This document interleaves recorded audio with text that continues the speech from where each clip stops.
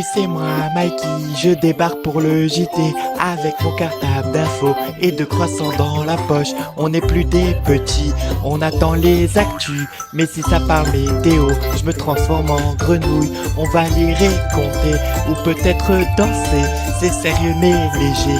Viens au JT avec Mikey.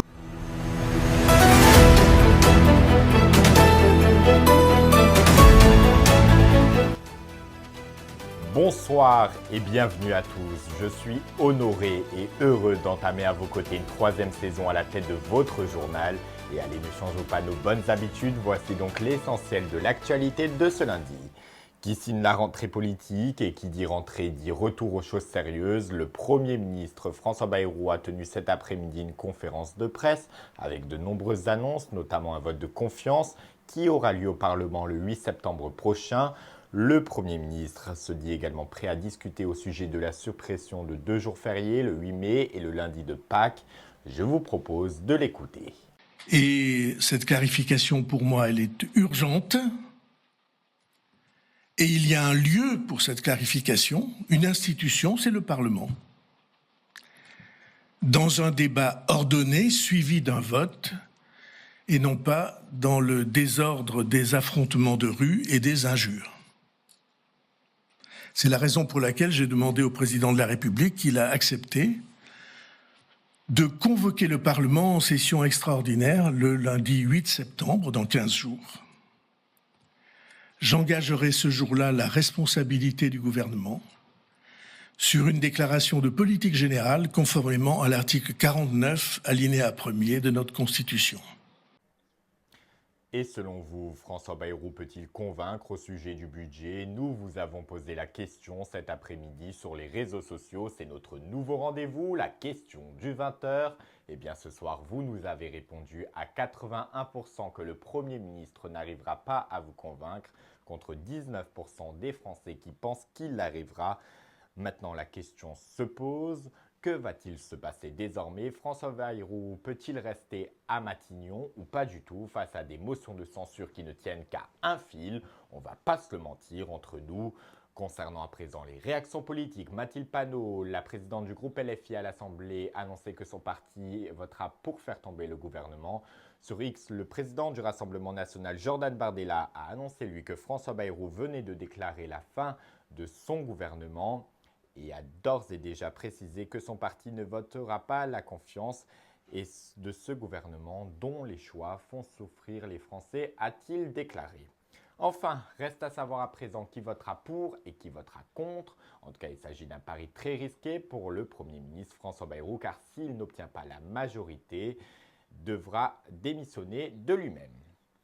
La France sera-t-elle vraiment à l'arrêt le 10 septembre prochain en réponse aux annonces de François Bayrou, notamment la suppression du 8 mai et du lundi de Pâques pour faire face au déficit public? La gauche LFI et les écologistes soutiennent le mouvement tandis que les syndicats restent prudents. L'extrême droite, elle comprend la détresse mais elle ne prendra pas part à cette journée. La prise de parole de Bayrou n'a pas fait changer la cadence. Que va-t-il désormais se passer? Réponse très bientôt. Sachez enfin que le CAC 40 est en baisse à l'heure qu'il est de 1,5% après la prise de parole de François Bayrou. Et nous reviendrons bien entendu sur la conférence de presse du Premier ministre ainsi que ses annonces à la fin de ce journal. Dans le reste de l'actualité de ce lundi, hier en début de soirée, un impressionnant crash d'un hélicoptère bombardier d'eau a eu lieu dans le port de Rosporden en Bretagne alors qu'il effectuait un remplissage du réservoir suite à un incendie d'une maison. Fort heureusement, aucune victime n'est à déplorer. Les 2 pilotes s'en sont sortis sains et saufs. Image signée au moment des faits par des témoins sur place.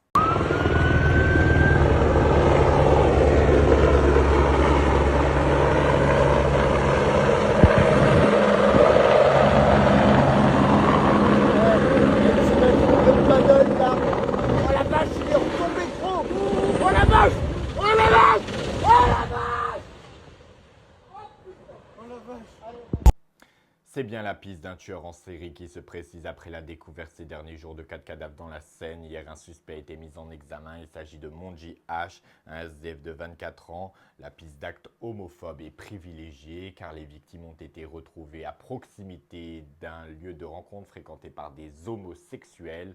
L'enquête se poursuit donc pour éclaircir les faits. Et juste avant de nous quitter, revenons quelques instants sur la principale information de ce journal, la prise de parole de François Bayrou avec ses annonces fortes, un vote de confiance qui est prévu le 8 septembre prochain. Le Premier ministre qui se dit prêt à la discussion au sujet de la suppression de 2 jours fériés, le 8 mai et le lundi de Pâques, pour réduire le déficit public. Les réactions politiques sont contrastées. LFI et le Rassemblement national ont d'ores et déjà annoncé voter contre le gouvernement de François Bayrou. Les syndicats, eux, restent prudents et l'extrême droite participera, elle, à aucune mobilisation prévue le 10 septembre prochain.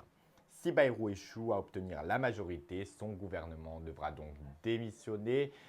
Et les jours sont donc peut-être comptés à l'heure qu'il est à Matignon. Sur le marché, le CAC 40 a déjà réagi, reculant de 1,5%. La rentrée s'annonce déjà tendue avec beaucoup de décisions à venir pour les exécutifs. Et c'est ainsi que se termine ce journal. Je vous remercie infiniment de nous avoir suivis. J'étais vraiment très heureux et fier de vous retrouver. J'espère que vous avez passé un bel été. Il ne me reste plus qu'à vous souhaiter une excellente soirée. Prenez bien soin de vous et de vos proches. Vous le savez, c'est très important et vous savez à quel point je compte sur ça. Et je vous dis à demain. Je vous embrasse. Je vous aime.